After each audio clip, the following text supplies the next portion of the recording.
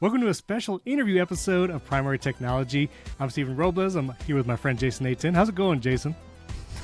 I'm good. This has been fun so far. God, no, because we don't start normally like this. But I'm excited because we're here with Ben Sandofsky from Lux.camera, the makers of Halide, who has their new Mark III out in a public preview, plus makes awesome apps like Kino, Orion, one of my favorite apps. And so we're going to talk to Ben. Ben, thanks so much for joining us today. Thanks for having me. As always, the pronunciation of Halide is always in flux, as in Lux.camera. But Halide or Halide, how do you say it? Funny story. Halide's like based on halogens, and you'll hear it either way. And I took this last year a class at a nonprofit that does classic film processing techniques, because the word halide or halide is based on silver halides, which are chemicals you'd use in black and white photography or color photography. And so I asked the instructor, who literally wrote a book on different chemical processes, going back to cyanotypes to all sorts of crazy stuff, expert in the field. I'm like, okay, what is the way you're supposed to pronounce this? And he goes, I just go either way. Like, it's really up to you. Up to you. And it's like Springfield in The Simpsons, where if the moment we know the right way, it's over. We have to keep this ambiguous. You know, honestly, it's a really good analogy for photography, because it's like, is there an objective truth for what is a photo? Which we're going to get into after we talk about Halide. I want to get your opinion on AI and photography, but it's like, what really was the image? And that all goes into like the processing of the image versus raw. And so anyway, I think it's an interesting parallel. Halide or Halide, we may never know. How much processing does that word go through? How do you say it, Jason? Can you say it? So, well, I mean, I heard Ben say Halide twice now, so that's what I'm going to say for the rest of my life. Okay, Halide. We're going to do it. Halide. Now, before we get into Halide 3, I want to know, Ben, because you make a camera app, and so you have to test it, but which phone you're testing it with might be up in the air. Which is your daily driver? Do you have a 17 Pro? Do you have a Pro Max? Do you have an iPhone Air? Which is in your pocket? I feel like Tom Cruise when he's asked, does he have any favorite movies? He goes, I love all movies. Like, I love all of them. He never commits. They're like my kids. Yeah. So I just because I need to shoot with ProRAW to test the ProRAW pipeline, I have to use the Pro line every year. Sure. That said, this past fall I gave the iPhone Air a try, and which doesn't have ProRAW, and I was really happy with it. It kind of was annoying that it only had one camera available, but like so every year I usually go with a Pro line, and then I have a device drawer of every generation of phones since 2017 that I have to test on, because I guarantee there's some kind of weird quirk on every device, like going back 5 years, about something that operates a little differently. So to answer your question, daily driver is a Pro line. All right. I didn't even think about, again, developers think about this all the time, and listeners and viewers, like, you have to think about every device that someone might be downloading your app on and support them all, which this is your new app. Well, a new version of your app, Halide Mark III. I've been testing it, actually, and there's a great article that you guys wrote on Lux.camera. I'll link it in the show notes. And basically, if you've probably heard of Halide, but if not, and I don't even know how I just said it, Halide. But, you know, as you take photos with your iPhone, you probably know that there's a lot of processing going on. And sometimes that processing, you know, it evens out lighting sometimes too much. It makes the photo maybe not feel as natural as it is. And so when you want to see like what is trying to capture more shadows or whatever, Halide is the way to do it. And I've taken many photos with Halide, especially outside during like early morning shots. But in this article, you have so many examples of the difference between, you know, the processed photo that you get from the stock camera app versus kind of what you get through Halide. And you have a new Process Zero 2 that's part of Halide Mark III. So maybe talk about that. Talk about Process Zero and how it kind of differs between the main camera app and what's been improved from the original Process Zero. That's a good question. So it's funny, 10 years ago, you know, the first commit, I pushed the first commit to Halide, I'm going to say 2015. So that was before all the computational photography stuff, which I would say really kicked into high gear around 2016, 2017. And by 2020, they introduced ProRAW, which was like the end-all be-all of computational photography, where you'd have all of the flexibility of a raw file if you really want to edit it, but all of Apple's awesome computational photography, which when that came out, I was kind of like, is Halide irrelevant now? Because the app originally started out as a more advanced camera app for people who wanted, you know, control over all the nerdy settings, white balance, shutter speed, things like that. And so what was funny is after 2020, it was nice for a few years that people who didn't know how to take photos could just tap a button and they would get a solid result. Like my parents who are in their 70s, they don't know the first thing about shutter speeds or white balance or any of that kind of nerdy stuff or dynamic range. But then what's interesting is I feel like there's been a backlash in the last few years, or I wouldn't even say a backlash, but a response where people now have outgrown all of the look that comes with the computational photography. And it's kind of like the conversation around AI that you're kind of averaging everything out to the middle. The photos you take with all of the computational photography are going to be clinically perfect. Everything's going to be evenly exposed. There's going to be crunchiness and detail, hyper realistic detail. And if you were to grade it like on a report card, you'd be like, that's a really solid photo. But the problem is that removes a lot of the artistic decisions you might make when you want to take a photo. So you very often want sharp, very dark contrast, deep blacks, or you want to blow out the highlights. And so, in a way, it would be like if you went to take a singing course and everything was automatically auto-tuned for you. Great if you're a beginner, but then when it comes time to actually, advance your techniques, you want more control. And also, everyone's photos kind of look the same now, right? Like, sure, there's photographic styles which do give you some flexibility, but you can kind of at a glance see what looks like an iPhone photo. And it's very interesting that people who are younger today are now they're buying these. They call them vintage cameras, which is awful because they're like from 2010 or 2005, and That that makes me hurts. just want to go walk into the ocean. But these things they call them vintage because they didn't have any of this AI that's messing with their photos, and their photos now have a unique look. Although very often the look happens to be garbage, but at least it has more personality. And so like around 2020, even then before ProRAW, the end destination of Halide was to offer its own unique look. But then I'd say for the next couple of years, maybe it was just a crisis of confidence. I regret that we didn't launch Process Zero. I think it could have launched as early as 2023. But it wasn't until actually getting out the first version, which was the first Process Zero, which launched in 2024. Like, look, we could wait another 10 years to launch this, but we got to get this in front of people and see if there's a response. And it turned out there was a huge response. People were like, yes, finally, you fixed my camera. And so then, just like with a startup, you don't want to like make a pixel perfect version if you're just testing an idea. So Process Zero was the minimum viable version. And then from there, it's like, okay, we clearly have the road to Mark III. We need to double down and focus everything on this unique look that you can't get out of the first party camera. And so that comes with Process Zero 2, which now adds HDR support, which is not the HDR you're thinking of. When people hear HDR, they're thinking of the thing that came out in 2015, like Smart HDR, which is like a misnomer. Where it's like, again, doing advanced computational photography to recover shadows and highlights. And it's not like that. It's the HDR like you'd see in a screen. So now you get brighter highlights and deeper shadows. And it's really kind of like how you very often companies that make film stocks, they have like Fujifilm Acros 2. They'll adjust the formula based on user feedback and they'll release a second version of it. So it's everything you love in the first Process Zero, but like, okay, let's double down on it and take more advantage of natural processing with HDR and other things. So It's a with the long-winded explanation. No, it's great. So HDR now added to Process Zero 2, and I have an example of a photo I took with Halide, and Jason has one too, but I want to show this photo because I took this early morning on a lake in Georgia, and I'll use this as a chapter artwork if you're listening. And when I took this with the stock iPhone camera, what it does is try to even everything out. And what happens is, you don't get the nice bloom of light on the horizon. The trees that are shadowed right now, the iPhone tries to bring those up to make it more even. And it was a much less moody photo, but a much less enjoyable photo. And when I captured this, when I opened I took one with the stock camera app, I said, this is not what I'm trying to get.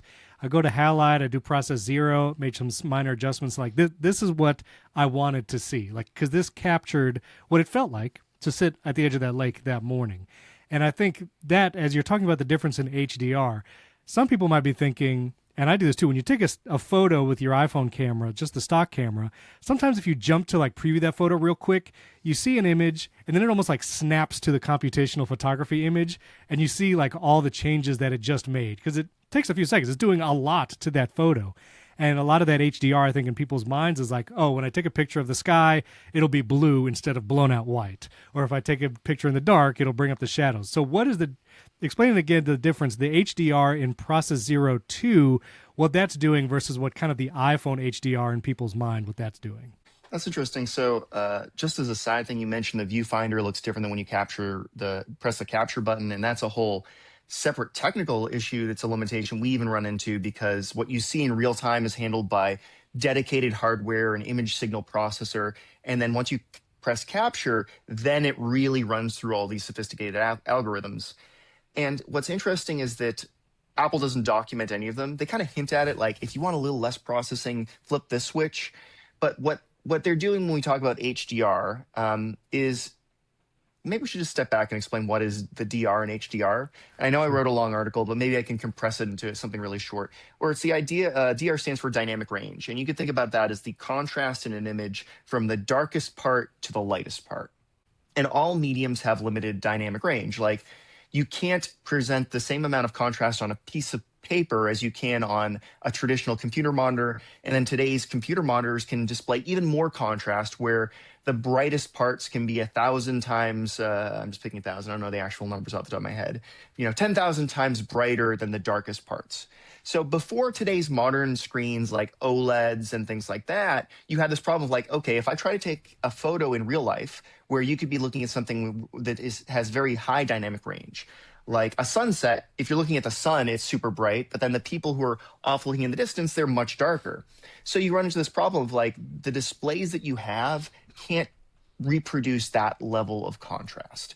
And so until we had OLEDs, you had to do this with algorithms dating back to like the late 90s, early 2000s. And then there are all these apps that people created because fortunately, a lot of these algorithms were created in universities in an academic setting, and they were open about how to reproduce these effects at the time, which were useful. And you saw, I don't know if people are old enough to remember, there was like an app for the Mac called Photomatics, I think. There's like a little cottage industry. You know what I'm talking about? I think that was the name of it. Yeah.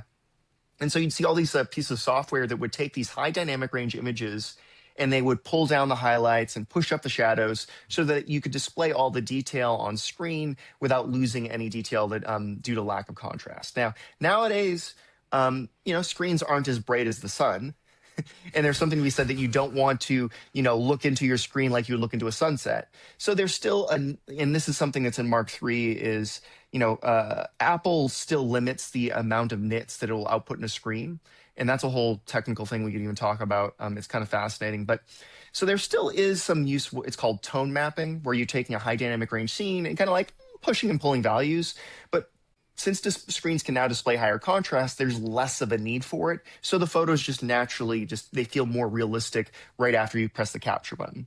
Right. I'm going to show Jason's photo too, because he gets to take photos in a lot cooler places than I do. I don't know. The lake was great. No shade on the lake. This is Jason's photo of Lewis Hamilton. But yeah. Oh, wow. Yeah, well, no. So like, this is an interesting thing. I feel like you create an app on the most popular computer device in the world, and you create an app that replaces the most popular thing people do with that most popular device in the world, right? Like you are in a very interesting space. And so I'm curious, I know how I use it. I have shot professionally for many, many, many, many years. Everything from commercial projects to high school seniors to Formula One races, right? Like, so there's a wide range there. But I'm curious how you think about living in that space where the cameras on an iPhone are very good. In fact, when I was at the Vegas Grand Prix, I texted Steven. I'm like, I think I'm going to actually shoot the race just on my iPhone. I'm going to just for fun. I'm just going to see if I could shoot the race. Spoiler alert, you can't actually shoot a Formula One. They do drive too fast for an iPhone to really do a very good job. But I was able to capture a lot of great stuff. And Sony had sent me with an Alpha 1. Brand new. I don't even know if was it released at that time? I don't know. Mark V or whatever. Just coming out. Yeah. And I was shooting iPhone. I was shooting Halide iPhone, and I was shooting with that just to sort of feel. And because I'm trying to figure out, like, how do you think about like I said, living in that space where you are competing against something that does a very good job for most people. So who are the people that you see as this product existing for? And full disclosure, I didn't realize this until this morning when I was getting ready for this interview that I shot that with Halide 1, the original version. Like, I don't even have access to process like that other stuff on it. Not for any reason other than, well, no offense, but the upgrade process was a little complicated in my brain. I was like, wait, I thought I just had the version of Halide. So anyway, I'm just curious how you think about that. That's a good question. And it's funny. So usually with any kind of startup, there's an apocryphal origin story, and over the years will change. But one version of it with Halide was before the first commit was pushed. I'm going to say 2014. I was on vacation with a bunch of friends in Hawaii, and I brought my digital SLR, and we went to this like sort of humid waterfall area. I took some photos, and it gave this humidity warning, and it turned itself off. Like, oh, I can't shoot for the next 24 hours because I got to wait for this to dry out. All right, I'm just going to shoot on my iPhone. And this was before they even, I think, unlocked RAW support on the iPhone, which unlocks a lot of these capabilities. But the convenience of having a camera with you all the time, the joke is, what's the best camera ever made is the one you have right now. And so it's similar to, if you know camera history, the love of the rangefinder. Rangefinders they're a really weird, nerdy type of they're a really nerdy type. Let me grab one. I got a whole shelf of camera nerd stuff. All right, Steven, I'm going to start doing that. I'm going to start walking off frame in the middle of our podcast. Just so he can do it. He's got the AirPods mic. Yeah, if you're just listening, Ben is just wandering around his office right now. Here, let me see if I can pull this off here. All right, I'm just improving here. No, this is great. I'll pull this off. Normally, it doesn't have the bottom dingus here. Can I pull? Dingus is also a technical term. He learned that. I actually have a library for editing DNGs I call dingus. All right, so this is the Hasselblad CM 500. This was the type of camera they used for the moon landing because it was heavily modifiable. It actually is like super configurable. You can take out the magazine where you have all of the film that you'd have, so you can hop swat different film types. When you shoot with it here. You actually look down through a waist finder here. This is like one of those cult cameras. This is not exactly a point and shoot. It's awesome. It's a medium format, which means it's like 4 times the resolution of normal film. Has its place. Yet there's a different type of camera that's received cult status, which is the rangefinder. The Leica M series, which uses conventional 35 millimeter film, where they actually figured out, okay, what if we take the film that's used in motion pictures of the time, the 1930s? What if we cut those into slices instead of these big, thick rolls of film that are difficult and you only get so many shots out of it? Let's modify a camera and put it inside there. And it doesn't, unlike an SLR where there's a little mirror in there, it adds space to it. So this is the size of it as you're shooting. It's really compact, and this is a perfect camera for street photography.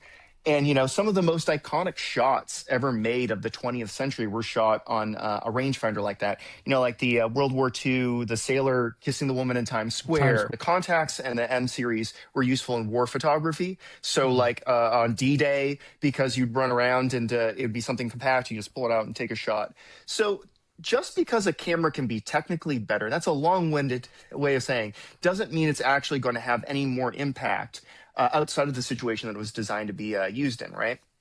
So to answer your question, like the moment for me where I saw that the iPhone was probably one of the most important cameras ever made was the Miracle on the Hudson in 2010 with the, oh my God, there's a plane on the Hudson, and someone shot on their iPhone and tweeted this photo, and he didn't have a digital SLR. This is before these iPhones even had zoom or telephoto lenses, right? Right. And so to answer your question, it's the modern rangefinder. It is something you have with you all the time. It's not the best camera that you have, but it's something you can quickly pull out in a few seconds, snap a photo, and now with things like high dynamic range, with RAW capture, it's the distance between a phone camera and a dedicated camera is closing every day. I'm curious. So now with Halide 3, which it's in public preview. So if you have Halide 2, you literally just press a button and now you're on 3. You get process 02 with HDR. Liquid glass was a big part of iOS 26 and the update, and so I imagine that had to play into how you were making the app. And I see some of it in like your contextual menus and such. How did you think about liquid glass when you were updating your app?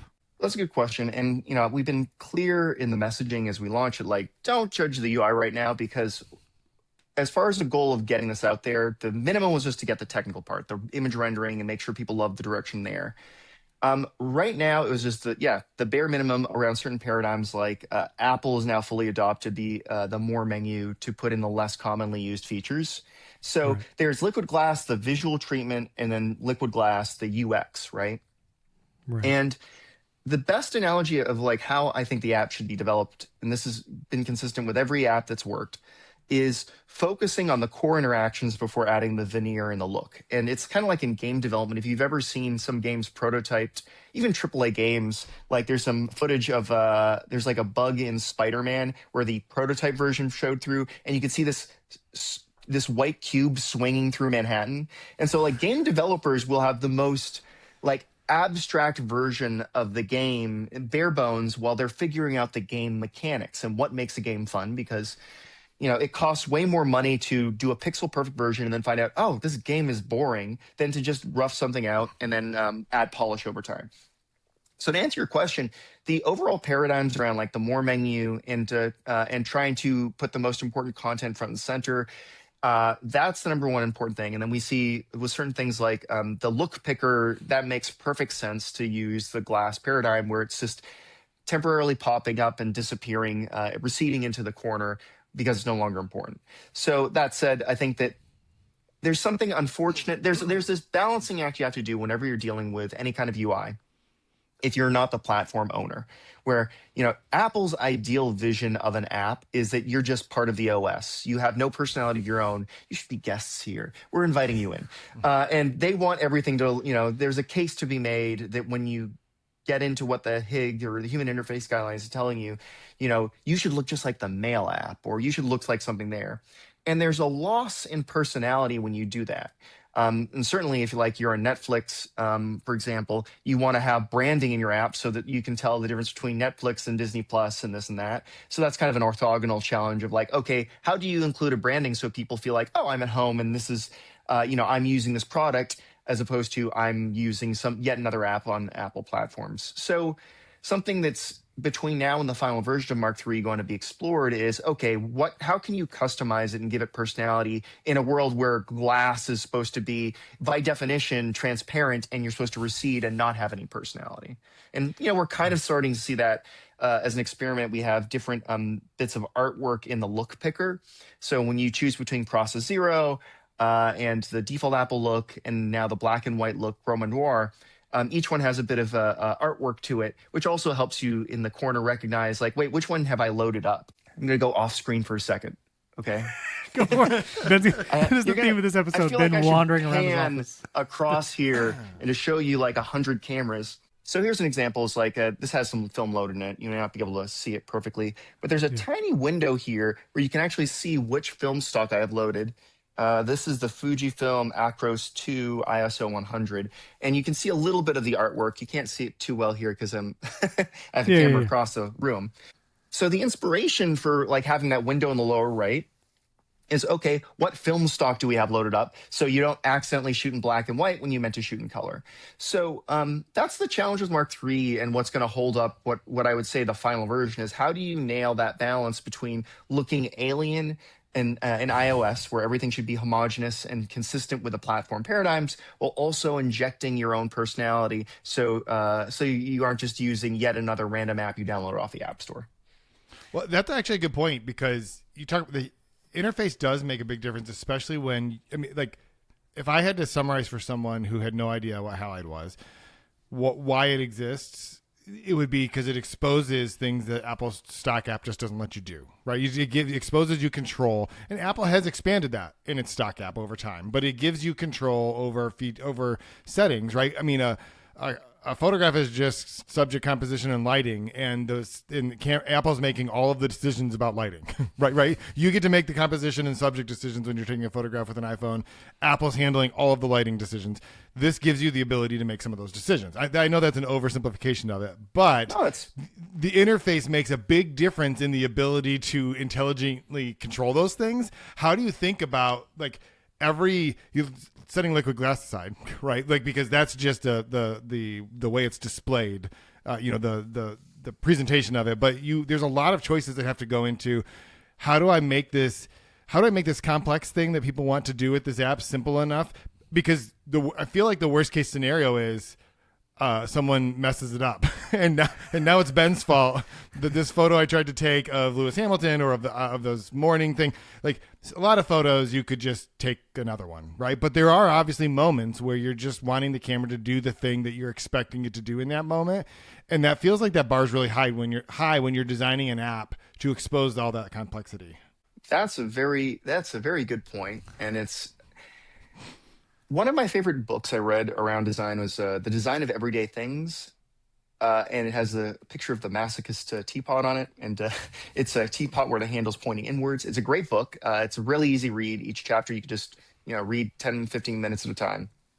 And it talks about all these trade-offs you have about visual affordances and discoverability and obviousness, where it's very easy to make something look clean and simple by hiding a bunch of stuff, right? It's very funny because it feels like every generation of designer, we just relearn the same thing over and over again. In the with the web, they used to call it mystery meat navigation, where the UI wouldn't show up until you mouse over it, and so you'd end up being really frustrated. Like, wait, that was an interactive element, and so there's always a dynamic between the visual aesthetics of something and then the usability of it. And one of the criticisms that happened with iOS 7 was, for example, buttons lost their edges, right? So it would be you wouldn't quite understand what the tap targets were. And so, to your point, would a perfect app be one where everything is visible on screen, from flash to white balance control to switching lenses, etc.? And at a certain point, you need to understand that it's a spectrum and you're making trade-offs. So something that we're currently trying in the design, and I don't know if it's going to happen in the final version, I need to dig in more. And I will just say the best decision of the last few years is opening up a Discord where we could actually have users sit in there, play with the beta version, and give honest feedback. Because it's very easy to stand in an ivory tower and say, this is my vision of a design, and then totally ignore users.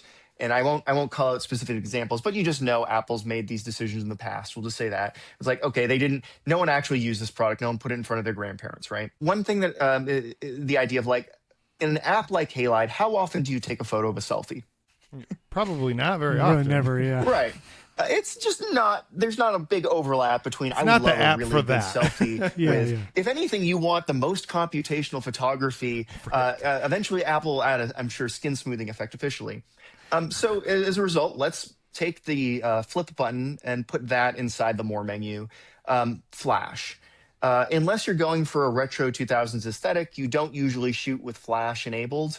That's like the first thing you learn in an intro photography class. Turn off flash unless you really know what you're doing. So, okay, can we get away with moving flash into the more menu? But now we have a problem because, okay, what if you turn on flash, you reload the app a day later, you take a photo, flash goes off, and everyone looks at you like, what a jerk. So, okay, can we temporarily show some indication in the UI that you have flash enabled for the rare 1% of the time you really want to shoot with flash?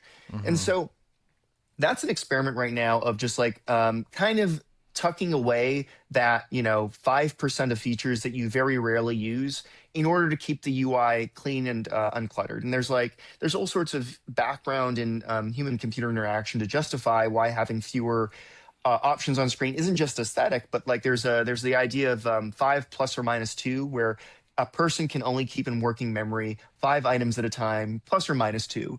And so as you start overwhelming people and asking them to juggle more things, of course, they're going to fall on the floor. Just visual clutter, the way the human visual system looks, is you add more elements to the UI, you're creating more contrast, which is going to draw your eye away from the viewfinder. Like there's all sorts of basis of this beyond purely like, I wish I were Johnny Ive and I want to keep the UI clean because I want a design award. No. There is a concrete case to be made for that. And so something else that's we're experimenting with the UI is, okay, by default, we're going to have all of the visual affordances that show this is a tappable button. Here's where you can get to this. Make it as obvious as possible by default. But then as you become more comfortable with the UI, the ability to switch over to a slightly different theme, which kind of removes the borders around buttons so they kind of recede a bit more into the background without actually hiding the UI. Like my opinion is that you shouldn't have a minimal UI. Your UI in general should be minimal. You Mm-hmm. shouldn't have a special mode like, okay, and here's the good version. But by having a slightly different theme, we will give to the user, okay, you know where the buttons are. You just kind of want to have like a theater mode, as some UIs, and I guess YouTube has a theater mode, something like that, to let it kind of recede so the viewfinder takes up more of your attention. So those are just two areas that we're experimenting with, and there's no right answer. And I guess I'll close it with one more thing.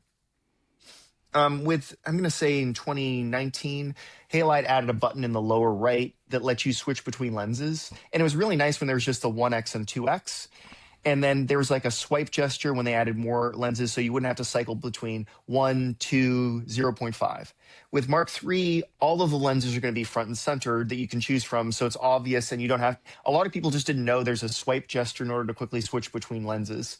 So in Mark III, we're conceding it's going to be a little more visually. It'll add a little more visual noise, but it's important for discoverability to have all of your lens options right in front of you. So all right, so I'm going to stop talking about that now. But that's kind of where we're heading at. I wanted to mention a couple of UI elements I really love. One was the lens switching, which, because most people, when you see them taking a photo just with the normal iPhone camera app, I rarely see normal people tap the lens numbers. Everyone just pinches and zooms on their thing, and it drives me nuts. But like, it's not worth trying to explain why they should switch to a number, and maybe it doesn't matter. But I feel like you actually can't pinch and zoom in an Halide, correct? Like, there's no pinching and zooming to the. So we're trying to experiment with that, and it gets technical because often a lot of these choices are limited based on the platform. It's like, Right. if I could, I would love to be able to have a pinch and zoom. But the way that Apple builds their camera system, they have two different ways. You can explicitly request a camera on the back, like the ultra wide, telephoto, regular. But then they have a system which we're right now calling like virtual lens. It could also be called like an auto lens system, which is the pinch and zoom that you see in the first party camera app. And so the way that that works is they actually have all of those cameras running at the same time, synchronized down to the frame. And then as you're pinching and zooming, and you can even see that as you, if the camera can't capture something with the wide angle lens, it will quietly switch over to the other lens.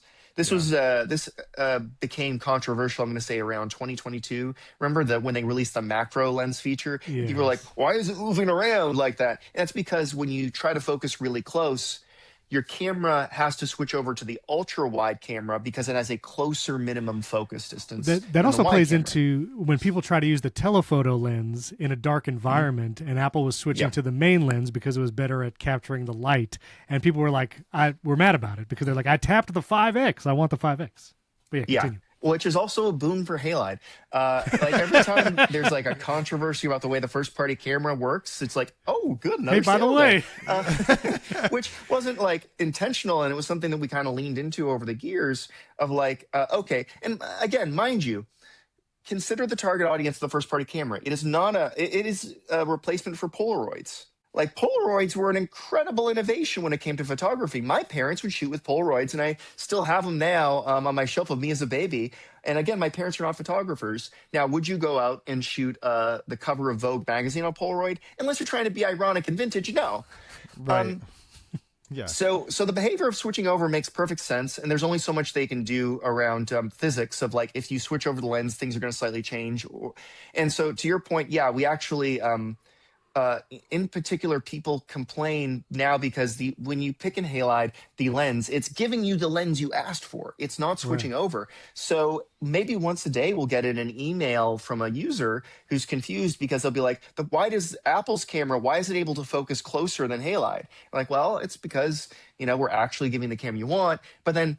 Now we're stuck in the position of trying to make people understand more about photography itself, which is a huge, huge challenge. And sort of one of the things that I've had as a goal for 5 years or longer is to actually include more education in the apps around how to become a better photographer and include more lessons around that, because we kind of started that with like a 10-day lesson you get when you sign up. But I really think that, if there were one resolution this year is I want to be producing more educational content to go with our apps. And hopefully this is the year. But going around, just one more thing is what we're now experimenting with in Mark III is as an alternative mode using Apple's virtual camera system. So we're calling it V virtual camera, or we might call it auto lens. I'm not confident it's going to land in the final version. And that's because when you use Apple's system with the pinching of the camera and that whole system, they don't have any support for Bayer RAW. They only support Pro RAW. So for all of the cool stuff that you get out of Process Zero with minimal computational photography, if you are using that virtual camera system that Apple provides, that's going to be limited only to Apple's Pro camera lineup. So it's like it's a really awkward spot to be in if like people are coming to the app because they want Process Zero and the advanced rendering, but then it significantly narrows the number of people who will get value out of the app. So I don't have an answer as to what's the right approach. Yeah. You mentioned you get emails. I'm curious, like, I've mentioned I photographed an F1 race with the Sony, and the hardest thing for me was I've been a Nikon shooter for 25, 30, whatever, a long time, very long time. And I know how to work a camera, but there's a muscle memory that comes from just like I don't ever have to think about changing settings on a Z7, right? Like I just know exactly what to do. But if I pick up a Sony or if I pick up a Canon, I don't know what to do. I'm like a terrible photographer. And I feel like the same thing, there's like a risk when you're redesigning an app. Like you move one thing and suddenly the button isn't where you expect it. How do you like think about, well, actually this would be better for users. It'd be better for the majority of users, but also it's going to really make some people mad and I'm going to get some emails if we change this interface. I would say no matter how many times we said in the Mark III preview, this is a preview, UI is just temporary, don't you worry. Yeah, we got to do this. What's wrong? Yeah, absolutely. And I think that early in my career, I developed scar tissue around user feedback like that because I worked on a social network.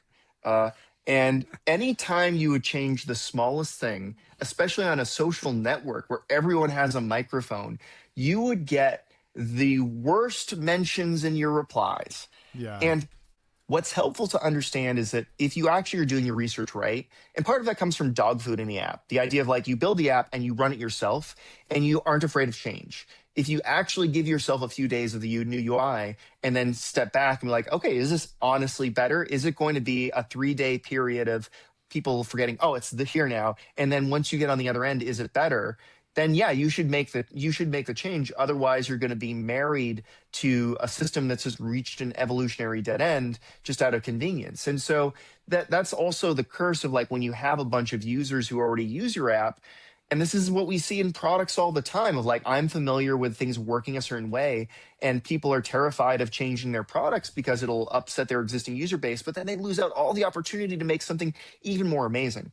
And so the solution with Mark III is, and this is also because of like, the difficulty of having separate versions of an app in the App Store. And we never want to, if you ever paid for Halide, we never ever want to take something away that you already paid for, ever.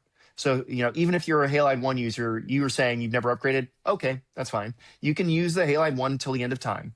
I shouldn't say that, and I'm going to regret that already. Because I know something's going to break. They're like an iOS 35, something's going to break with the lens switch, and they're like, why aren't you fixing this? Oh, God.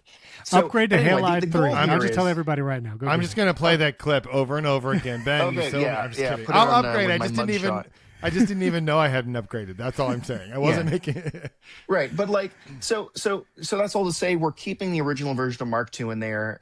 If you're a Mark I user and never upgraded, you can stay with Mark I. Cool. And I'll still make an effort to make sure nothing really breaks between versions. And because the code bases are going to be isolated, it can just be frozen in time for the most part. If you paid for Mark II, you're getting Mark III for free, but you can still switch back to the old version. And then just let me know what is it that I've done wrong. And I'll see what I can do to fix it.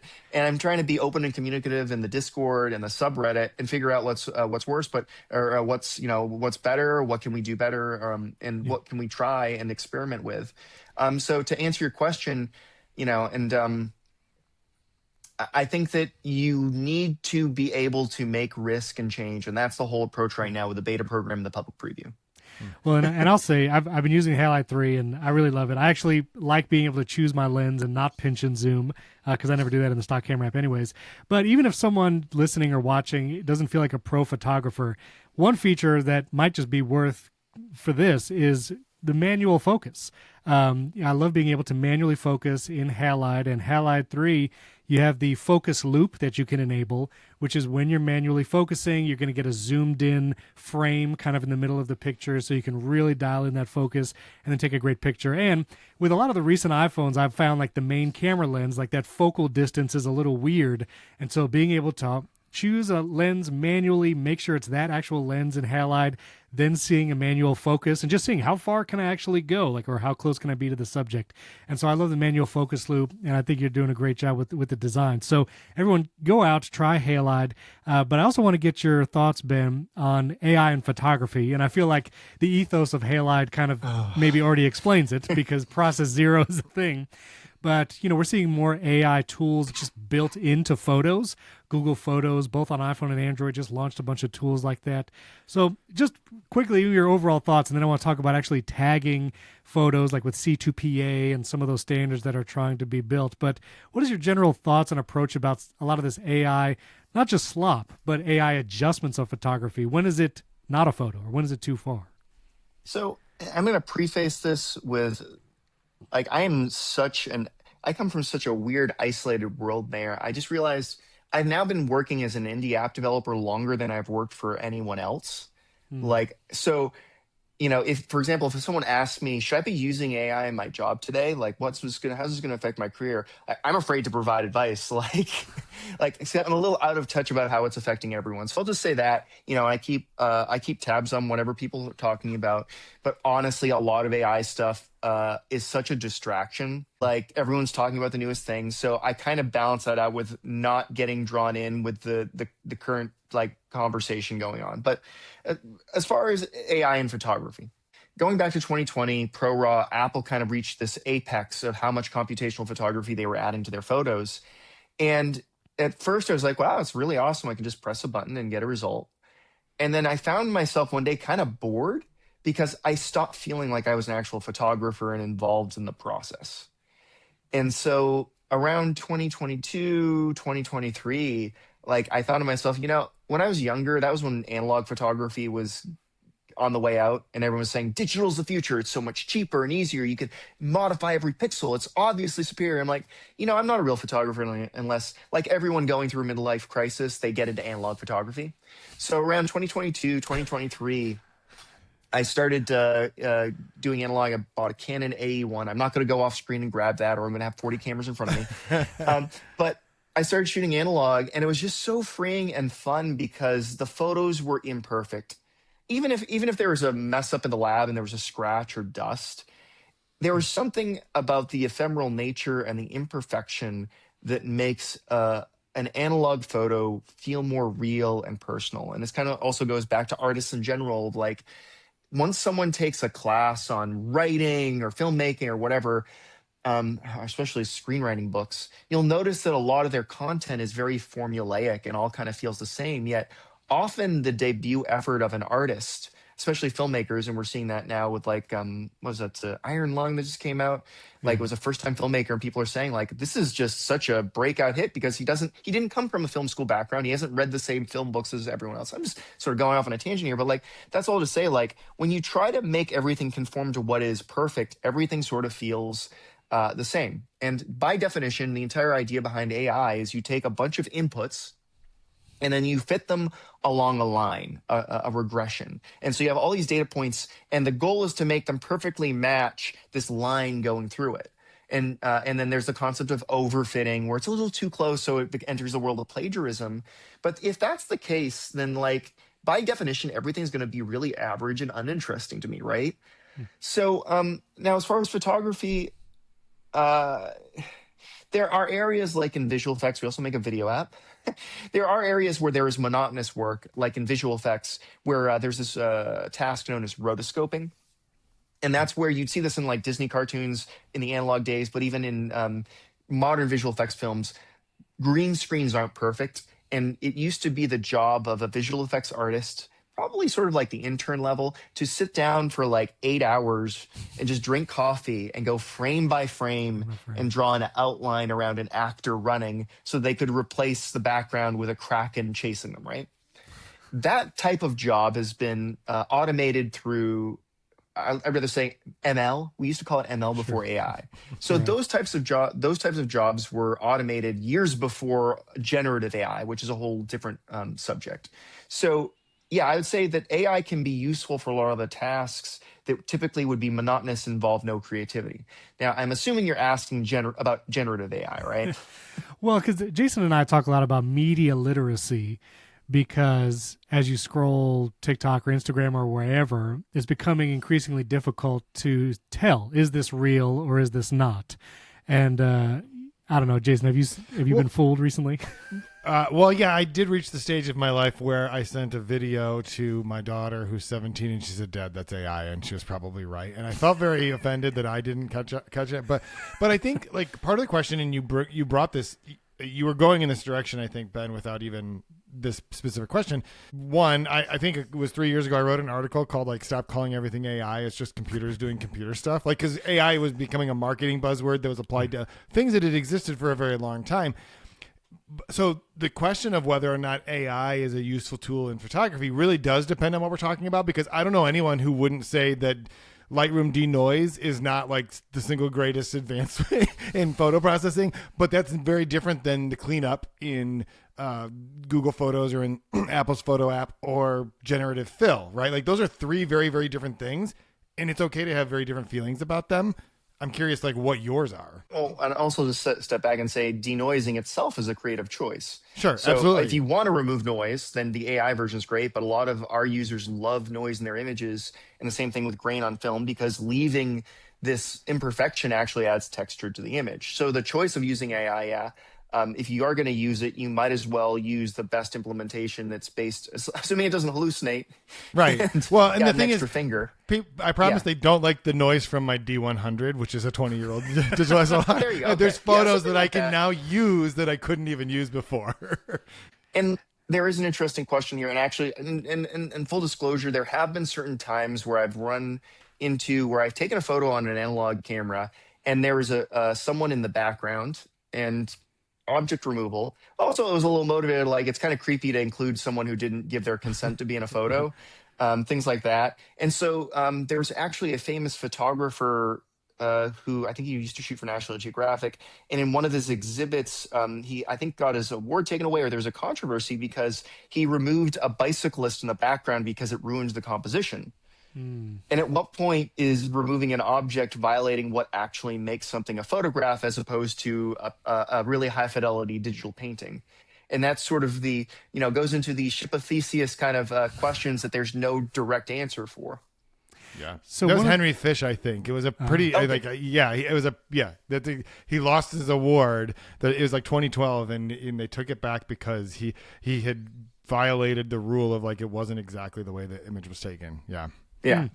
So my last question then is, when it comes to marking, what has been AI altered or even generated versus what is real? There are several efforts out there. I listened to the Vergecast about C2PA as like a format. And I, not really in this world, can only imagine how difficult it would be to, from capturing an image from an iPhone to going through an editing application, whether it's Photoshop or another, to retain that metadata, make sure someone doesn't take it out of the image, all the way to publishing it on a platform like Instagram or Threads, where that metadata has to last that entire pipeline. And obviously, we've not had a universal standard now, but I do think it will be important in the future, rather than trying to recognize what was AI, rather tag what is real, and then it can be affirmed. From your perspective, making an app that may one day have to include a format like that, is it even possible? Are we close? Like, I don't even know. Like, talk to me about that. Oh boy. I've dug into it, and it's interesting. Its intent is interesting. Mm. Um, the problem you're going to run into, and I've looked into it, they have an SDK, and I've mulled back and forth about including support in Halide. But in order for this concept to work, you need, I guess I can give a quick overview. The idea is built into cameras right now. The Leica M11P includes it. On a hardware level, there's a chip that has a cryptographic private key. I'm not even going to get into that. But basically, what the hardware can do is when it captures an image, give a digital signature saying it was captured by this device this is the signature of all the pixels. It was not modified. But similar to that, where every action is digitally signed and cryptographically, until quantum computers are invented, it's going to be incredibly difficult to forge it at that level. And then whenever an edit is made, like Photoshop, you have your own digital private key. So when you alter the image, you digitally sign, I made an altercation. And in theory, kind of like when a crime is committed and they collect evidence, you have a chain of custody from the moment a detective picks up the stolen equipment and hands it over to the police. Everyone signs and everyone knows what happened to the evidence to make sure it was never tampered with. That's how it's supposed to work. And I think that there's a level of skepticism for a few reasons from me, because one, and it's just my age, I grew up in this idea when they were first coming out with this thing called DRM. I don't know if anyone here remembers DivX, and they talk about, oh man, you can just have these perfectly tamper-proof DVDs. I know no one here does that, but I've heard there are websites where you can go on there and download movies the same day that they're available digitally. And really? I've never heard. DRM I've never heard of that. You've never heard wild. of that? No. I've heard about it. Maybe I read it on Wikipedia.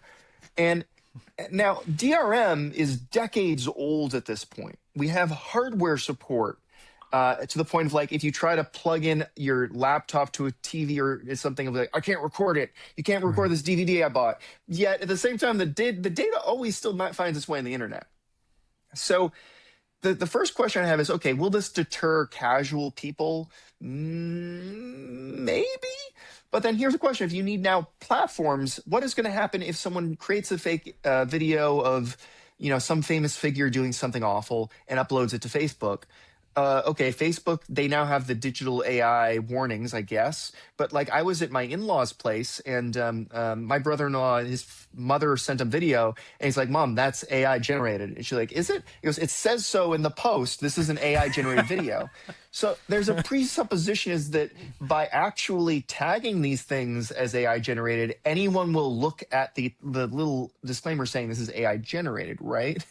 So there's that aspect of it. So, okay, then what's the actual use? Is the use for reporters, so that you can prove that a reporter didn't actually alter a photo that they took at a news event, right? Well, okay, we're now starting to enter what was in the days of crypto, people claimed that the blockchain would solve shipping forgery by having by putting your shipping manifest on the blockchain. No one could ever forge shipping, and no, actually, most fraud of shipping happens at a personal level where someone puts in bad data. So, great, now you'll be able to see. It was altered in Photoshop, but the person who is going to forge that anyway has their own Photoshop license. So is it going to solve it at that level? So it's a big question of what is this actually solving? And I would argue that there's an analogy to recycling. The number one organization that has pushed recycling over the decades is the petrol industry, the ones who are manufacturing plastics. Even though now when you recycle something, it's not actually being recycled. Like, China doesn't take our recycling anymore. They just throw it in a landfill because, or we now throw it somewhere in a landfill because no one wants to deal with that. But we feel more comfortable using plastic products and recycling them. Like, I did my part, even though it's still going in a landfill. So if you're a company that's creating this generative AI product and kind of poisoning the internet, it would kind of be in your best interest to have a story about how we're also creating this technology that will ultimately solve it. Now, in theory, could it solve it? Yes. Is it should we all feel a little bit uncomfortable that we're putting faith in something that, let's see, it's now in a Leica M11P, which, what's the MSRP on that? $10,000 and then another $5,000 for the lens? Yeah. How is this technology going to make its way into these random Android phones that are made by just random companies you've never heard about? So we now assume every camera is going to adopt this technology. If every camera doesn't adopt this technology, are we going to put disclaimers on every photo that we can't verify with its credentials?